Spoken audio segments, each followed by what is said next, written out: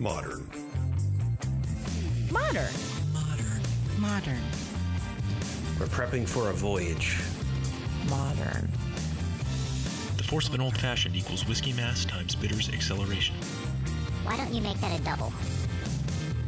Modern bar cart. What's shaking, cocktail fans? Welcome back to another episode of the Modern Bar Cart podcast. I'm your host, Eric Kozlik, and I'd like to personally thank you for tuning in for yet another amazing interview episode where we pull up a chair with another expert who's truly at the top of their field. But before we jump in, I've got one quick favor to ask, and that favor is please take the time to think of one or two people you know who might also get a kick out of listening to this podcast. Personal podcast recommendations, at least in my experience, hold a ton of weight. That's almost exclusively how I find new stuff to listen to. I'll be chatting with somebody I know, they'll drop a recommendation, and there's probably a better than 50% chance that I'll actually check it out. So that's pretty good. So if you've gotten any value out of the Modern Bar Cart podcast, please help spread the word. All it takes is a quick text or an email, maybe a post-it note to that one friend, family member, or coworker who shares your interest in cocktails and home bartending. Doesn't matter what podcasting app they'll use, if they type in Modern Bar Cart podcast, we'll show up. So thank you for helping us out in that way. And as a reward, I think it's time to make yourself a drink. This week's featured cocktail is the New York Sour, which is actually a cocktail we discuss later on in this episode, but we mistakenly refer to it actually as the Brooklyn cocktail, which is a separate thing altogether. See, the problem actually here is that New York City has cocktails named after each borough in addition to all the other cocktails that have been invented there through the years. So it's kind of easy to get them confused every once in a while. But later on, when you hear us talking about the Brooklyn, we're talking about this cocktail, the New York Sour. So let's take a quick look at it. And in its simplest form, really, it's just a whiskey sour with a red wine float. According to a recipe by Imbibe magazine, you're going to need 2 ounces of rye whiskey, 1 ounce lemon juice, 3/4 of an ounce of simple syrup, 1 egg white, which is optional, but on my part, definitely recommended, and finally 1 ounce of Malbec wine. But if you don't have Malbec, any robust red will do the trick. This is one of those cocktails where you want to start off with a dry shake. And this is where you combine the liquid ingredients minus the wine, but including the egg white in a shaker with no ice. No ice at first, and shake it briskly for about 15 seconds. Then you're gonna add ice to the shaker, shake it nice and hard for about another 15 seconds, and then strain into a rocks glass over a nice large ice cube or sphere. And then you're gonna top it all off with that 1 ounce of red wine. Add a nice little red float on top. It's a beautiful, beautiful cocktail. The New York Sour is also a really refreshing cocktail, and one of the reasons why it came up in our conversation this episode is because it's a really great opportunity to swap in Madeira for the recommended Malbec in the recipe, and that's going to yield a richer, slightly more decadent take on this cocktail. We'll talk more about that later, but now it's time to introduce this week's guest, sommelier and Madeira expert, Michael Scaffidi. Some of the things we discuss in this wide-ranging conversation include how Michael changed his career aspirations from music mogul to wine expert, which led him to become a sommelier at some of the most influential restaurants in the country. Why Madeira has such a special place in the world of fortified wines, including stories about 300-year-old bottles, burning islands, and eye patch-wearing explorers. The principal grapes, styles, and label claims that will help you decide which variety of Madeira is right for you next time you visit the liquor store. The similarities between a master sommelier and an expert disc jockey, what to drink when you're hanging out with Shaquille O'Neil, and much, much more. Listening to Michael talk about flavor and recall some of his favorite bottles of Madeira is like being transported And I think he would agree with me when I say that the joy of encountering something really old or really special in the world of wine and spirits is that it has that mystical power to transport you to another time and place with flavor. So with that in mind, I hope you enjoy this fascinating deep dive into Madeira with expert and sommelier Michael Scaffidi. Michael, welcome to the podcast. Great to be here, Eric. So today we're going to be speaking about Madeira, which is, as far as I understand it, a type of fortified wine. Is that correct? That's correct. Okay, so you have, I've been told, a great deal of knowledge on this and have spent some time seriously studying it. So I'm excited to dive in. But could you first, just for our listeners, tell people about your background and how you came to be doing what you're doing now and how you learned so much about Madeira along the way? Well, I'll go back in time about almost 20 years. So I was a bartender in Los Angeles, and I was studying to get my degree in screenwriting. I thought this time today I'd be a music video director living in LA and wearing mink coats or something silly like that. But while I was bartending, I saw a guy who was a banjo playing surfing sommelier. I had no idea what a sommelier was. I'm like, what is he doing? He just looks like he's having so much fun. He's smiling all the time, tasting wines, he's educating.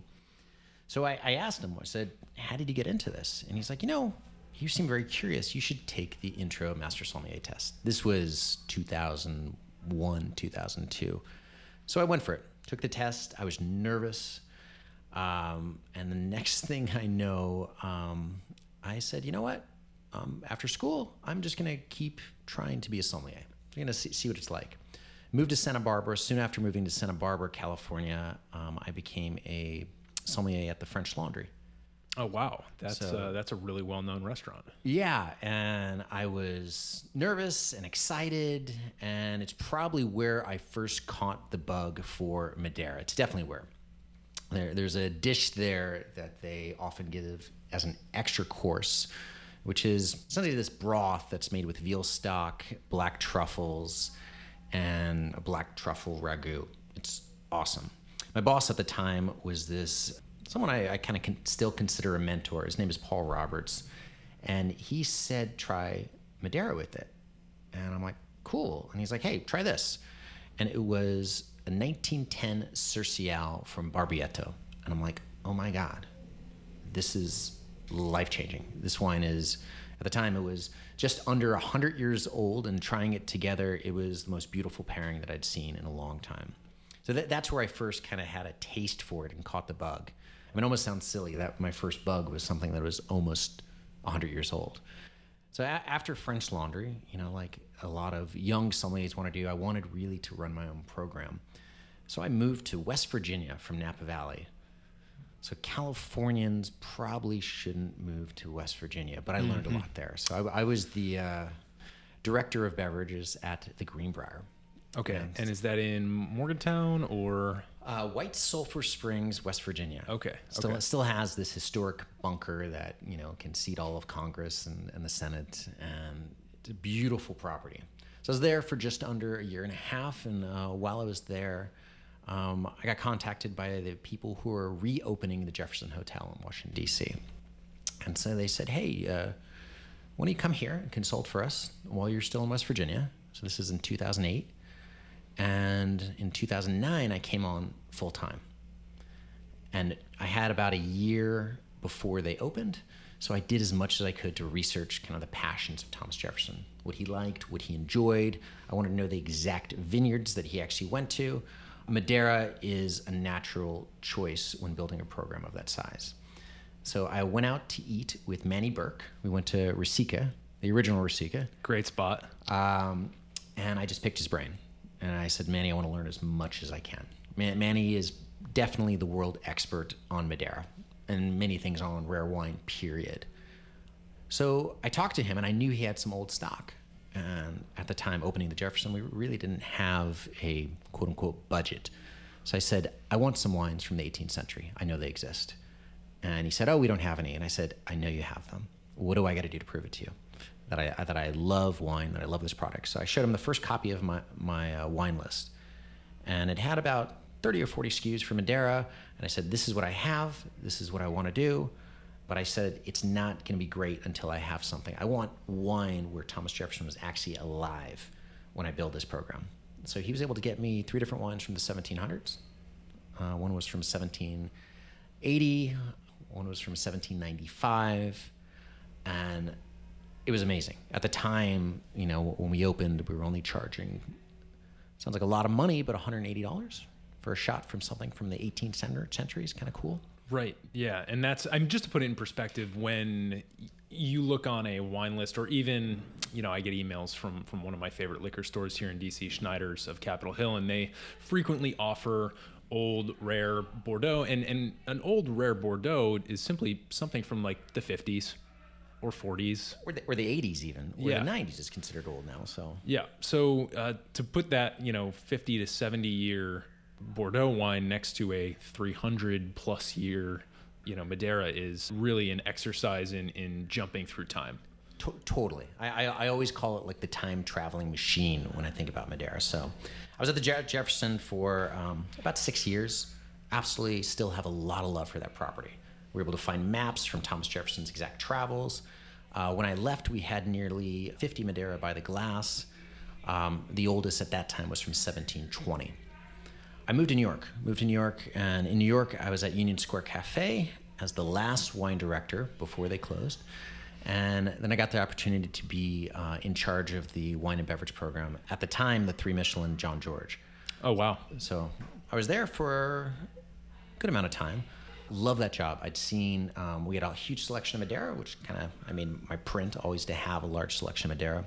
I'd never really, not even French Laundry, not the Jefferson, I've never seen wine sales that I'd seen at John George. It's pretty much unparalleled to anywhere that I've worked.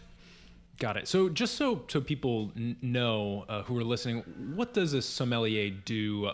Take us through a usual shift, because I think this is something that people have heard of, but unless you have the money to go out to a really, really nice restaurant and then also order wine at said restaurant, I guess people might not be familiar with everything that goes into it.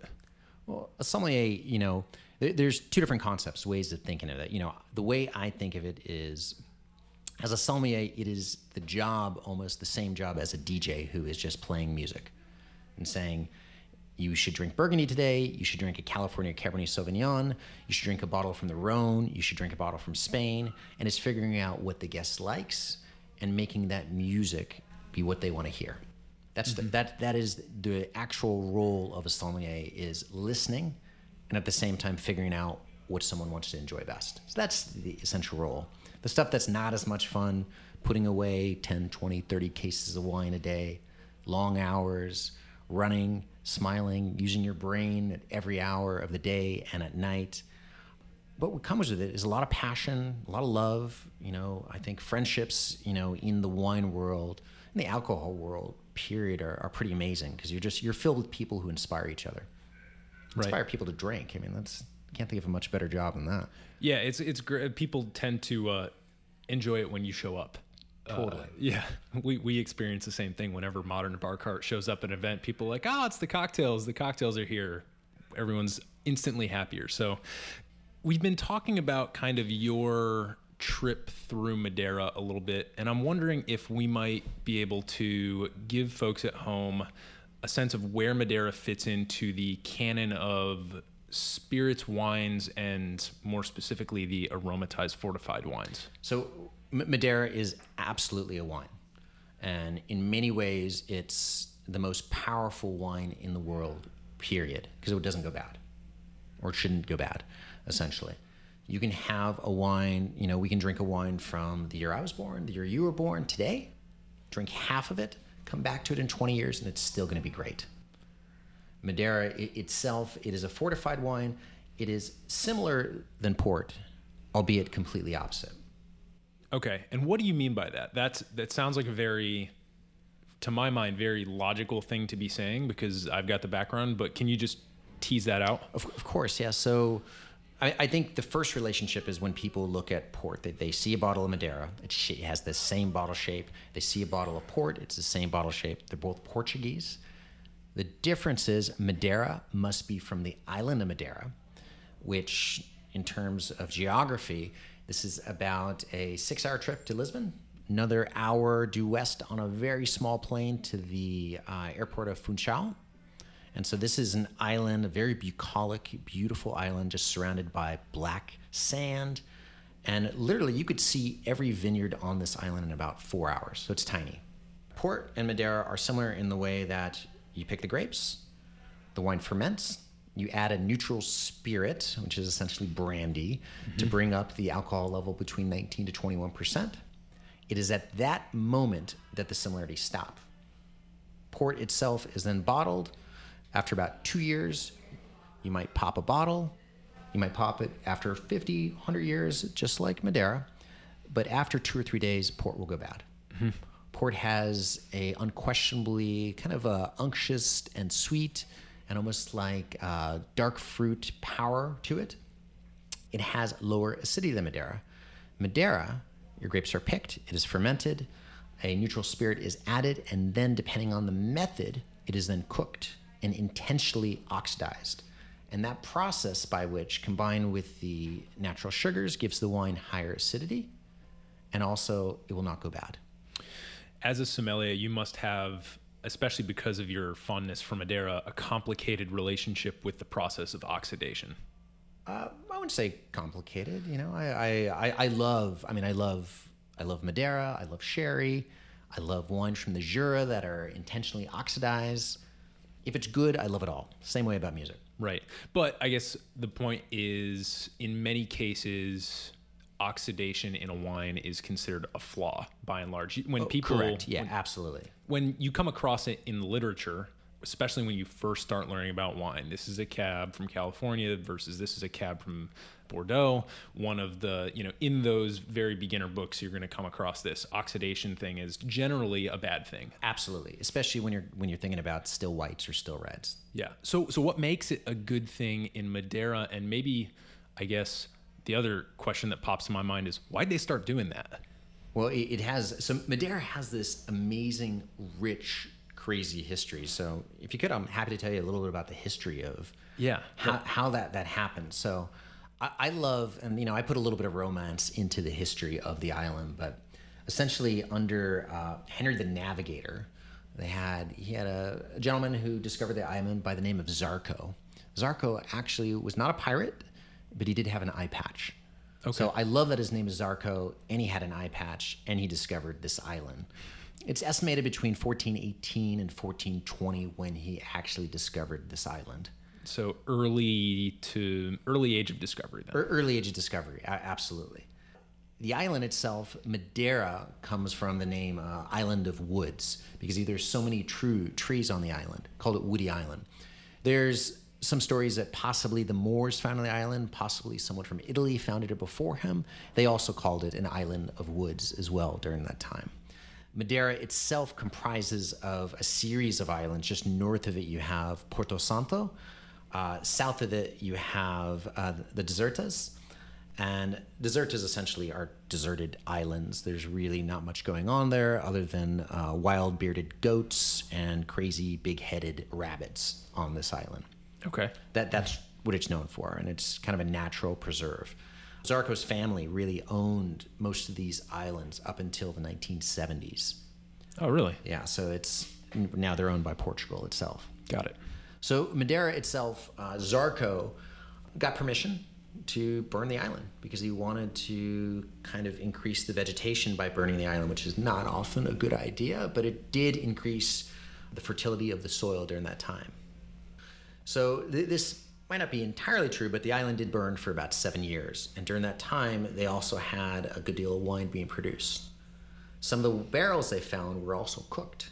And they ended up tasting this wine from these barrels. And they said, this is delicious.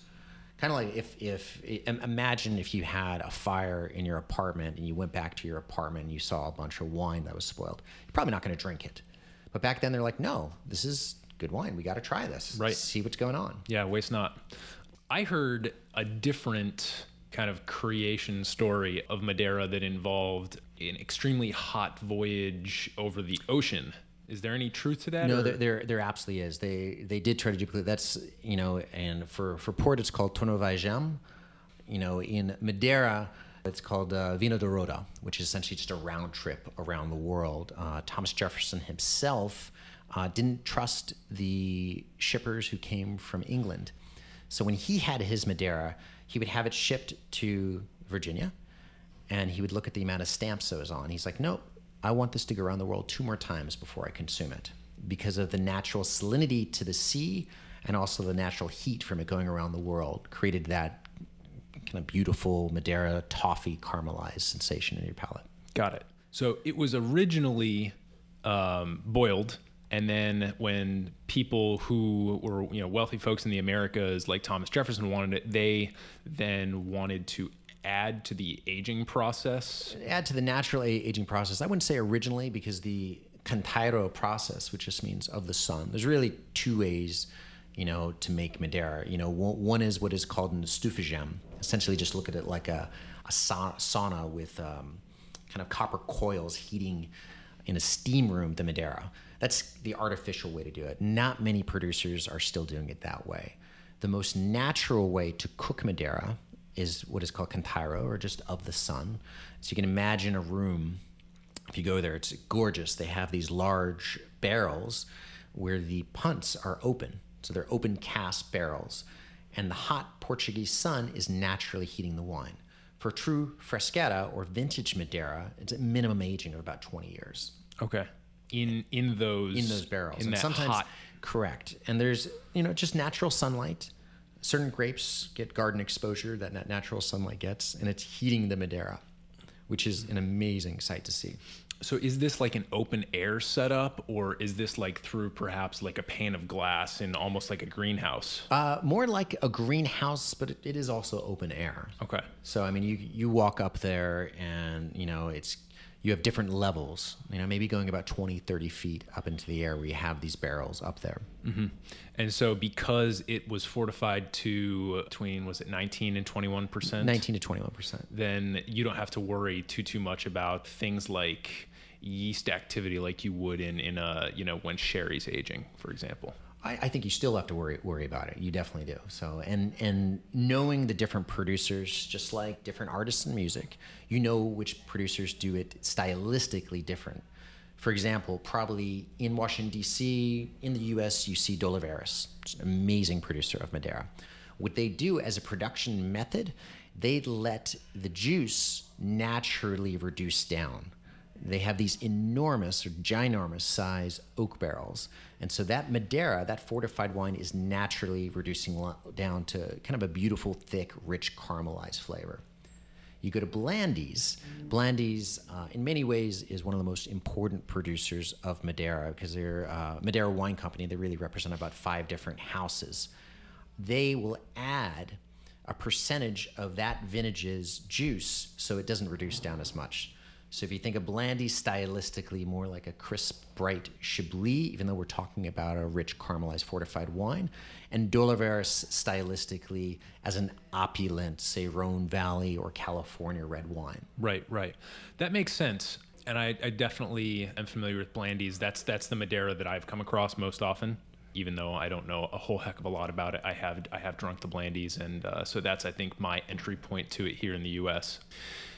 I have a question about what people might see on a bottle, on a label, for example, when they go to a liquor store that has a decent selection of, let's say, ports and Madeiras. I think if you're going to see ports or if you're going to see Madeira, you're most likely also going to see port in there as well.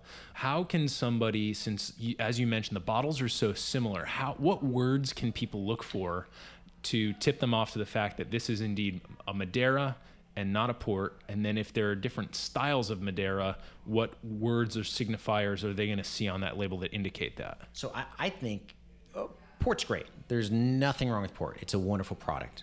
But Madeira is badass. I mean, Madeira looks cool, has these gorgeous stenciled labels. Sometimes I would attempt to find even non-stenciled labels because, I'm a sucker for luxury, old, vintage products. It'll say Madeira on it, number one. After that, you're going to look for the grapes. Madeira, whereas port, not as much, is about, port could have 5, 10, 3, 20 different grapes in it. Madeira does have some grape blending, but is mostly about one singular grape. So when you're looking at Madeira, you want to look for stylistically based on the grape. So I'm gonna break down your styles from driest to sweetest. Right. So Cercial sounds like cereal, right? Cercial, which another word for it in Portuguese is escana or escanguiche, which literally translates to choke. Or they might call it escanguiche cow, the dog strangler, because this is the lightest and the brightest of the Madeira, and they say that the beautiful acidity in this style of wine is almost like a dog being strangled. That being said, I love Cercial Madeira. It's a purist, bone dry, beautiful, crisp Madeira. So someone says, you know what, I typically like sherry, I like dry, crisp white wines. Cercial is the way to go. It is the best pairing for food as well. Got it. How does a dog being strangled or choked relate to acidity? I'm not quite sure. Is it the sound that the dog makes? I'm not sure. You know, when they came up with this grape, did it happen? Were they looking at a dog who was licking the grapes and he just had this crazy asphyxiated look on his face? But that sounds like a good thing to research. Asphyxiation, grapes, and where the name comes from. Well, I know that like if you take a drink of something that's more acidic than you're perhaps expecting, like if you were to, have something that, let's say you had a cocktail where the bartender accidentally put twice as much citrus into it than as they thought, they just messed up. Yeah, I would think you might choke up a little bit. It catches in the throat and you get not only the salivary response, but the throat kind of it's like a little bit surprising. So definitely when talking about Madeira, I don't say that to every guest that, you should try this. Yeah, try the dog strangler. Yeah, and yeah. I love dogs. I don't want dogs to be strangled at all. Yeah. No. Cercial is essential. So that is your dry grape. Got it. Then you have Verdelho. Verdelho is a little more honeyed. I wouldn't call it sweet, but slightly more sweet than Cercial. Verdelho has the second most plantings on the island. Doesn't mean it's not great. You drink Verdelho as a dry white wine. You'll see it in northern Portugal. You see it in Spain. It's delicious. Makes a beautiful Madeira. Probably my second favorite of those grapes. Mm-hmm. Then you go into your sweeter grapes. You have Bual. You'll see it spelled two different ways. B-U-A-L. It's from a Portuguese family. B-O-A-L it's from a British family who originally owned it. This is slightly sweeter. This is a variation on Malvasia candida. Delicious. But when you see Bual, and you'll see them a lot, this means it's going to be a sweeter style. This is the one that I'm most familiar with. You'll see Bual or Bual all the time. Then you get it into the sweetest of your four noble main Madeira grapes, which is Malmsey or Malvasia, which is more of kind of like that candied orange peel, apricot. Whereas, Bual is a little more toffee-like. Cercial is brighter and fresh. Verdelho is slightly more honeyed in between. Malmsey, and that is the British word, and Malvasia would be if it is a Portuguese family that owns it. That's going to be much, much sweeter. Then you have two very rare grapes that are outstanding. One is Tarentaise or Tarentaise. This is a very dry, high acid white grape, incredibly rare. You go on the island, you might see per year, one barrel per year, sometimes 0 per year. And even more rare is the red grape Bastardo. Delicious. This is a sweet red grape. In France, in the Jura, you'll see this as Trousseau. On Madeira, they call it Bastardo or the bastard. So in the past 100 years, there's probably 200 barrels produced. That's it. Got it. So it's super rare. I've seen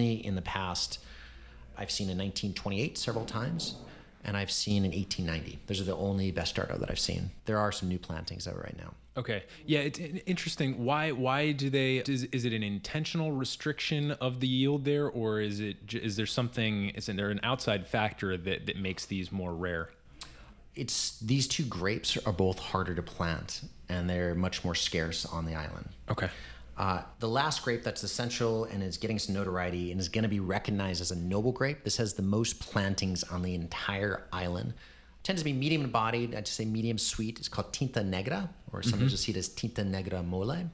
Producer Barbietto, who makes just gorgeous, gorgeous Madeira, is kind of a specialist in the red grape Tinta Negra. That's a crossing of Pinot Noir and Grenache. Okay. Yes, I've definitely come across that a few times as well. Yeah, most of the time, if you see a Madeira and it doesn't have the name of a grape, it's probably going to be Tinta Negra. Okay, that's good to know. because I could just see somebody going up to a bottle of Madeira and then being like, well, they said there was going to be a grape on there. Yeah, and it's probably Tinta Negra, most likely. Okay, so it seems like there's a little bit looser, a little bit more flexible labeling term or labeling rules.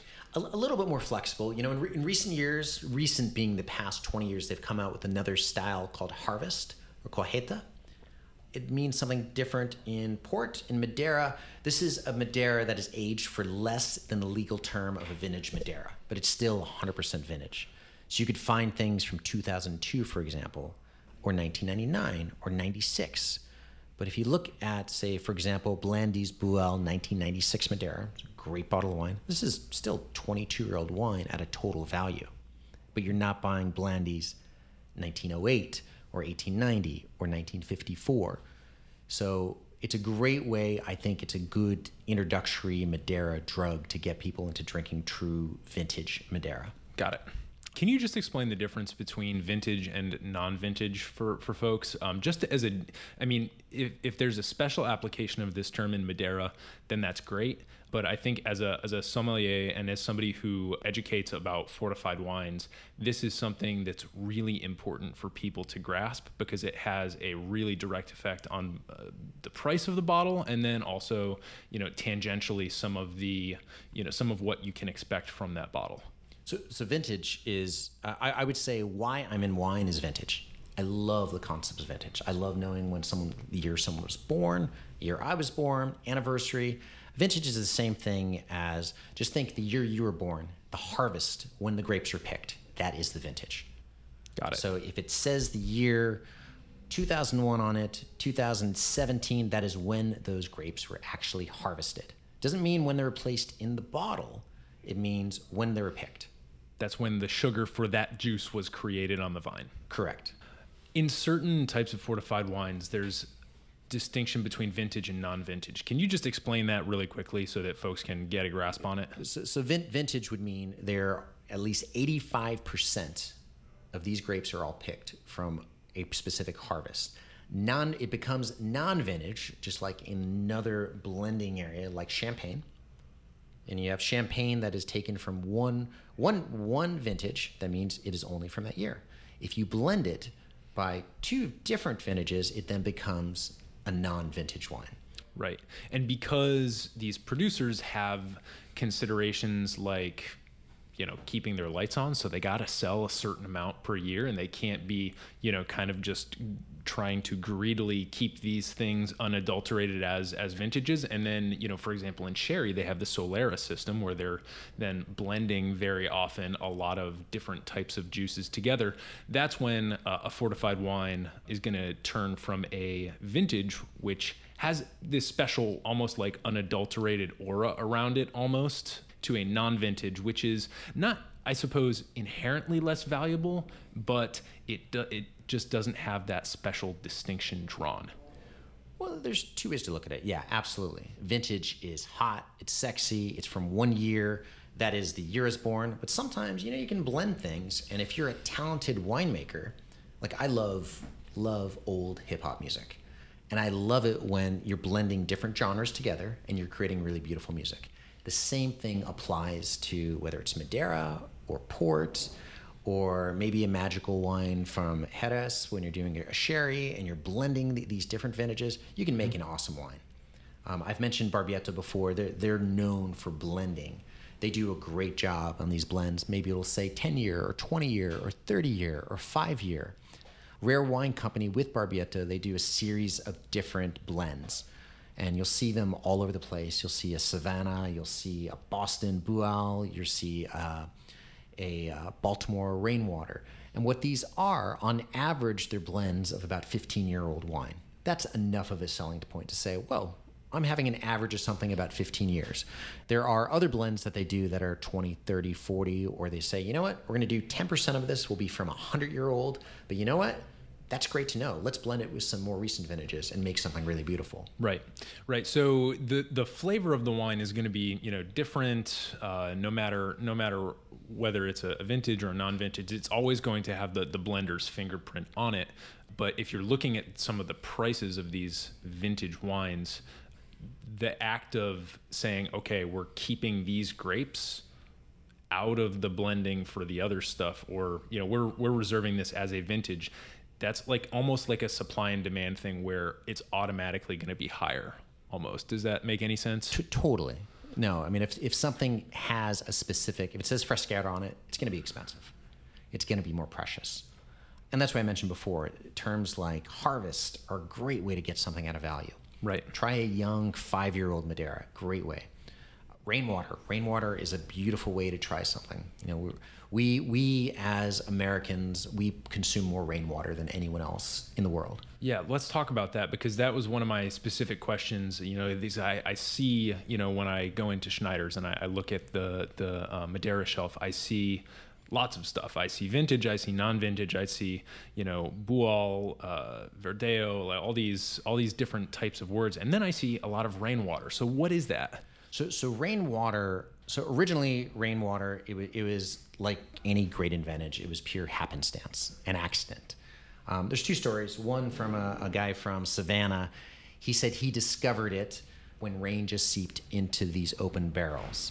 The other story that it was two brothers from, they're Scottish brothers actually, who moved to Virginia. And they actually accidentally left all these barrels of Madeira on the beach right before a rainstorm. And they also left these barrels open.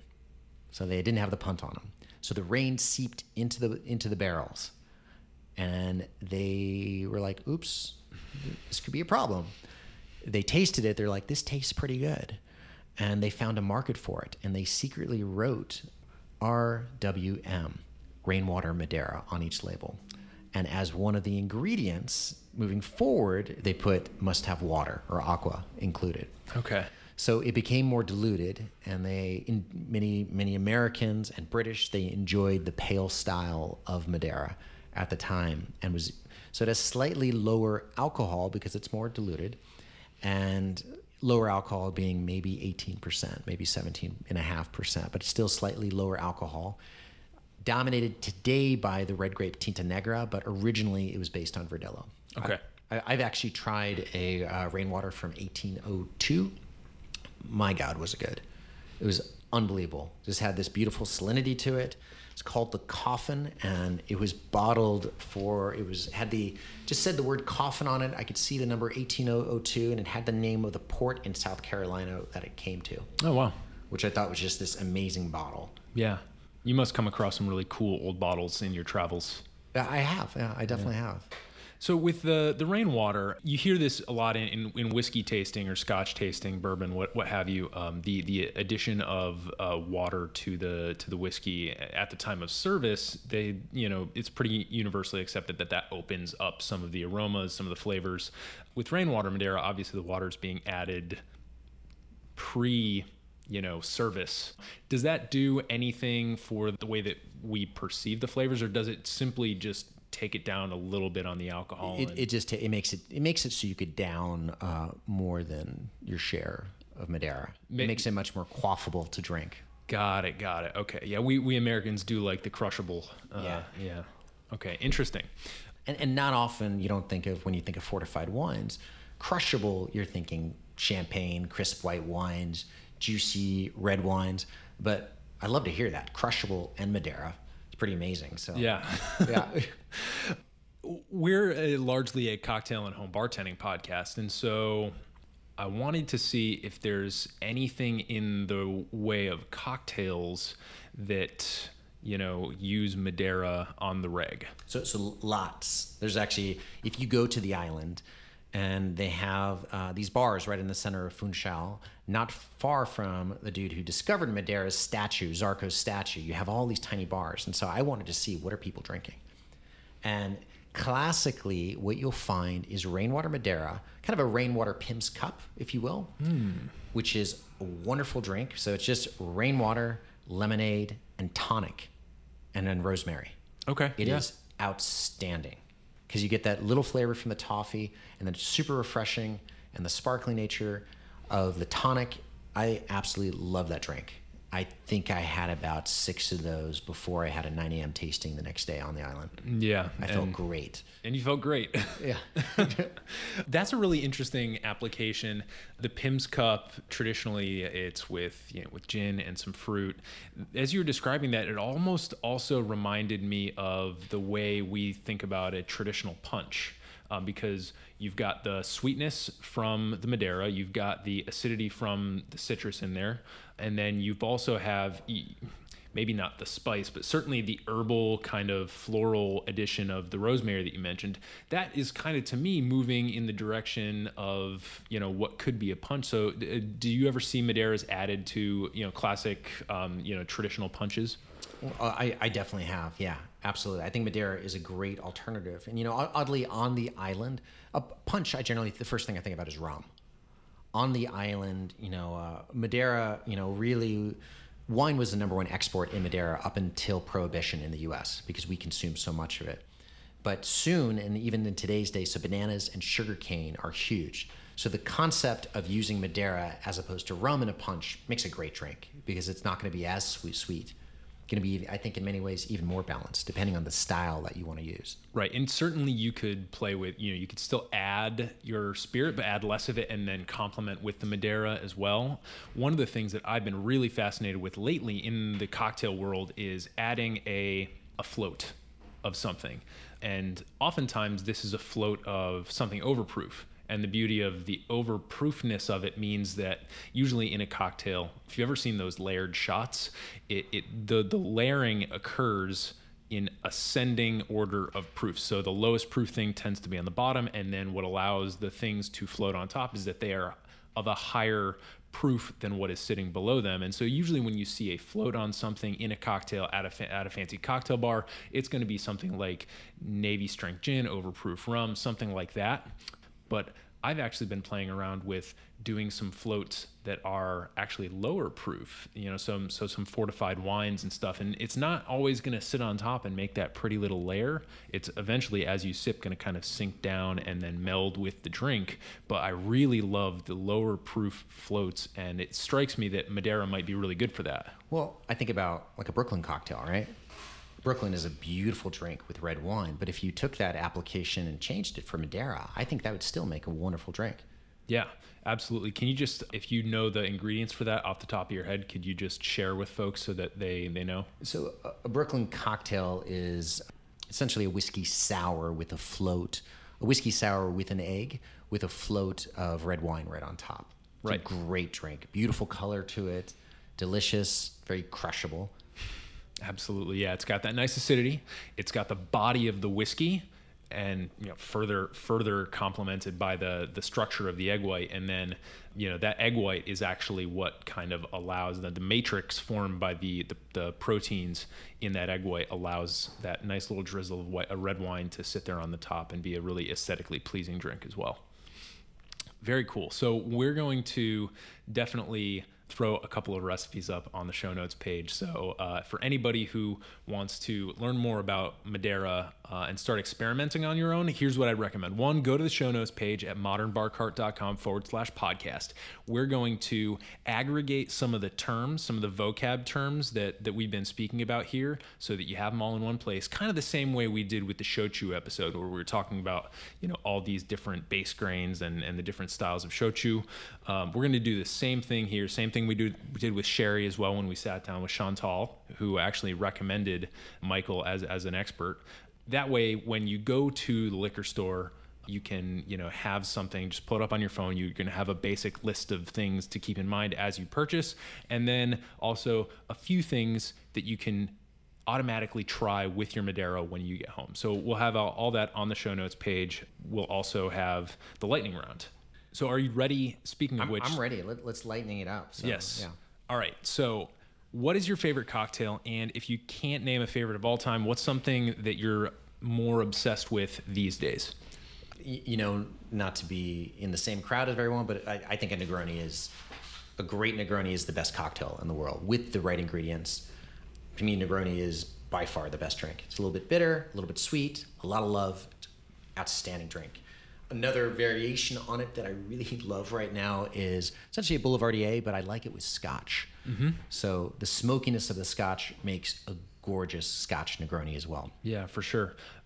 You mentioned like when it's done with the right ingredients. For you, what are the right ingredients? We don't have any sponsors to this show, so as long as you're complimenting folks, there's no shame in dropping some names. So for me, by far, if I'm making just a classic Negroni, these guys from Fourth Have Spirits in Bed-Stuy, I think, make the best combination of gin. It's this blue gin that is amazing. They do an Amaro that comes from an 18th century recipe without the addition of chicken blood, but it's delicious. And then they also do something called Red, and Red is their alternative to Campari. I think the combination of those three, and they're all from the same person, is a beautiful, beautiful Negroni. I also like, most gins I think work, but I think the two essentials, whether it's your Campari or your vermouth, be it Carpano Antica, or I also love Coqui Torino as an alternative too. I think those are all beautiful, beautiful products. Great, cool. Yeah, we always love picking apart people's Negronis and Manhattans and Old Fashions. It's just it's fun because everybody's favorite is just slightly different.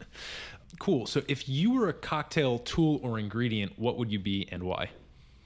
Well, a cocktail tool or ingredient, I would probably be an Amaro. So my ancestors, even though I speak more French than I do Italian, my ancestors are from Sicily, so it'd probably be a Sicilian Amaro. I mentioned I like Negroni because of the bitterness and the combination of bitter and sweet. I think I'm mostly sweet, but I definitely have a little bit of bitter side too. Yeah, so a bit of an edge. Okay, great. Are there any Amari that are traditionally from Sicily? Well, Averna is from Sicily, Averna. And outstanding. I could also just drink, not an Amaro, but I could drink Coqui Torino right on the rocks. Probably drink the entire bottle in one sitting because it's so easy to drink. I love low alcohol spirits, especially I often think in a restaurant setting, it's kind of as a sandwich because I want to have an aperitif. I also want champagne. I also want a nice bottle of white and red, and then Amaro at the end. So you got to build those layers. You got to build the layers. You got to have that perfect sandwich of champagne and Amaro at the end. Yeah, very cool. I like that. The sandwich as a metaphor for drink service. Yeah, absolutely. Okay. If you could have a cocktail with anyone in the world, past or present, who would it be? Where would you go? What would you drink? And what would you talk about? Basically, just paint a picture for us. Well, by far, it would be I've never met my great-grandfather. Great-grandfather came over from Italy in the late 1800s and came to New York. And I believe he spoke 7 languages, and he was a barber and kind of an amazing character who had influence on politicians throughout New York City. This guy sounds incredible. So I would love to have drinks with him. And, just going back to the history in the U.S., I'd love to see what he drank, what he thought about today. I think he'd be an amazing person. Historic person other than that I could have drinks with. I'd probably have a good time with Shaquille O'Neil, growing from Los Angeles, he seems like he'd be a character, and, I wouldn't mind having a magnum of champagne with him and just the dichotomy of my height versus his height. Yeah. He seems like he has a good sense of humor. Yeah, I think so too. And I think I could, talk to him about Seinfeld or Larry David or champagne. I think that would be great too. And also possibly the best basketball player nickname of all time, the Big Aristotle. Oh, that's amazing. Yeah, I agree. Yeah. Awesome. Shaquille O'Neil and your great-grandfather. Okay. Very cool answer.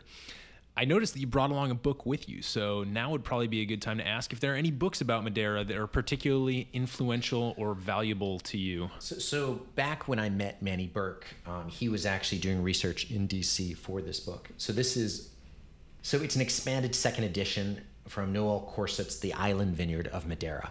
So he essentially re-edited the book. It's the only essential Madeira book that everyone should have, I think, by far.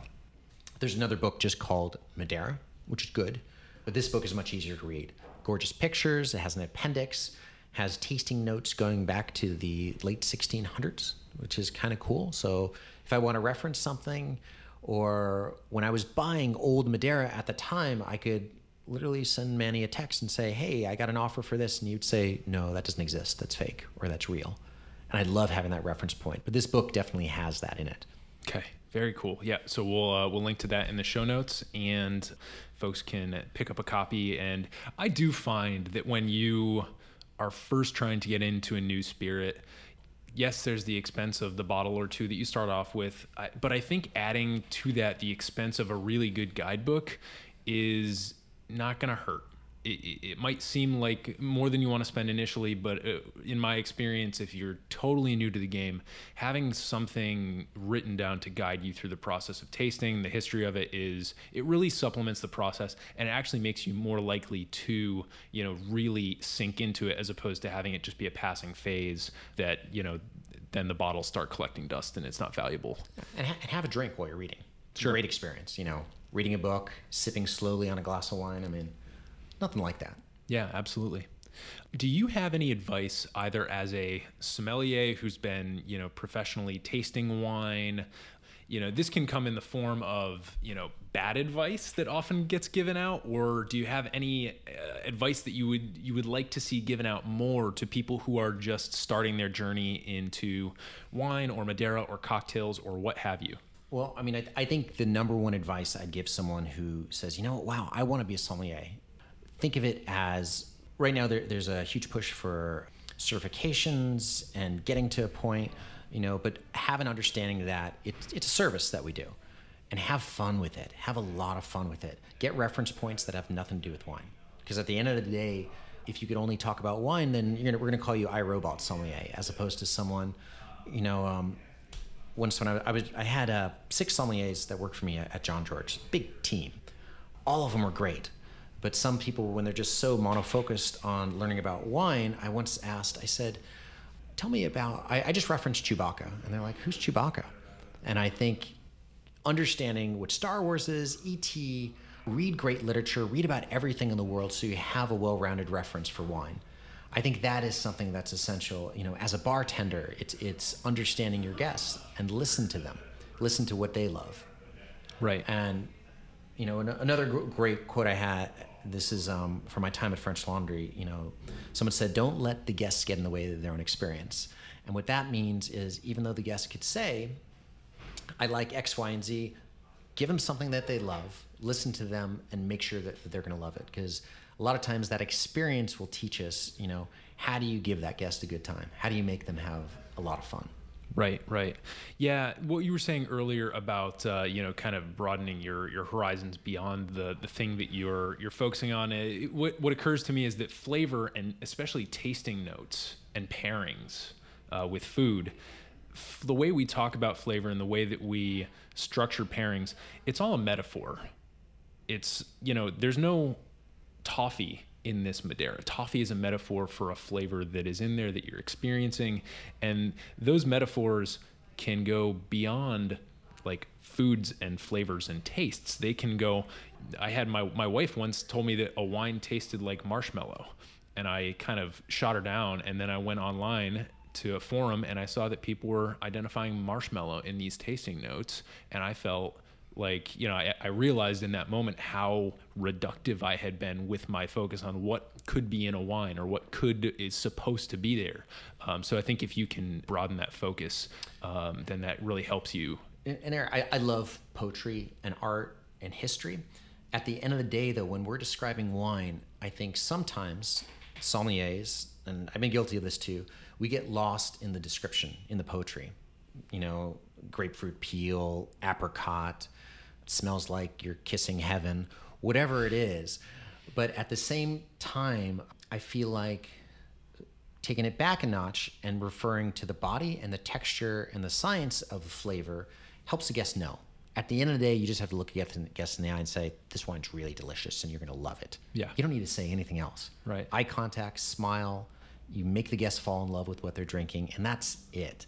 But a lot of times you'll hear another table and they're like, oh, this is floral. And then you have these trigger words like licorice or sweet or dry or acid, and they could turn people off or turn people on. But when it comes down to it, body and weight and texture, everyone relates to that. Right. Milk is full-bodied. Water is light. Oh, this is a light, crisp wine. You're going to love it. This is a heavy, rich wine. What do you typically drink?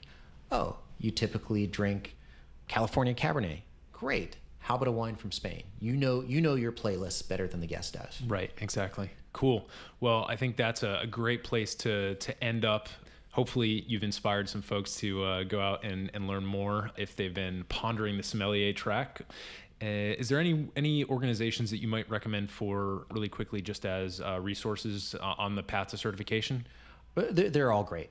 I mean, honestly, I'm an expert at failing. I failed the Master Sommelier exam 4 times.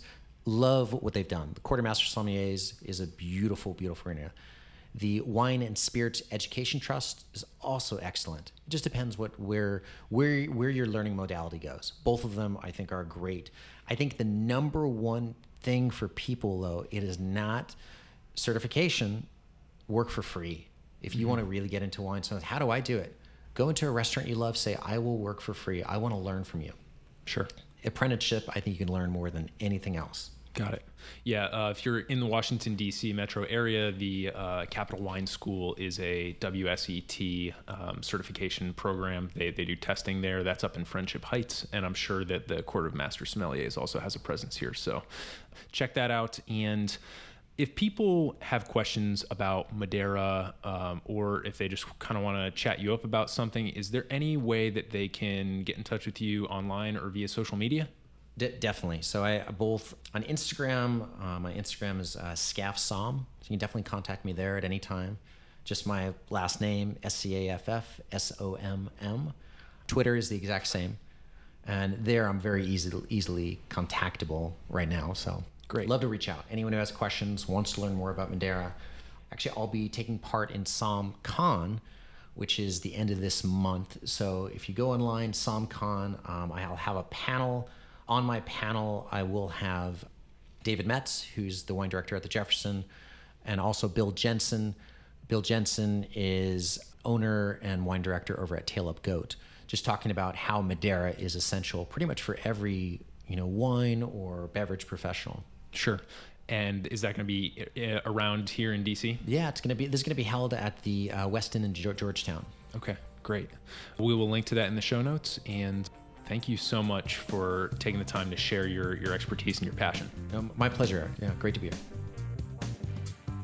Hey everybody, thanks for listening. If you enjoyed this episode, there's 2 big things you can do for us here at Modern Bar Cart.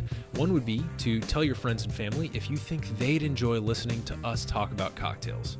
And if they don't download podcasts, they can always stream our episodes on their desktop directly from the show notes page at modernbarcart.com. The other thing you can do to help would be to head on over to iTunes or wherever you download your podcasts and leave us a review.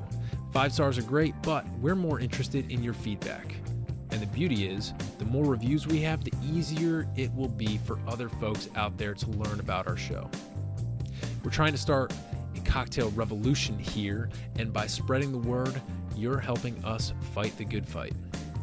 You can always reach us by emailing podcast@modernbarcart.com if you're looking for cocktail or bartending advice, or if you're a pro who would like to pull up a mic and be interviewed for all to hear. Also, definitely follow us on Instagram and Facebook @modernbarcart for cocktail porn, recipes, and entertaining tips. And keep an eye out for new product releases and special offers, which are happening all the time. We love our listeners, and we really enjoy giving you exclusive discounts and sneak peeks at our latest and greatest cocktail projects. This episode may be over, but for you, the mixological fun and adventures are just beginning, so remember, folks, drink responsibly and experiment boldly.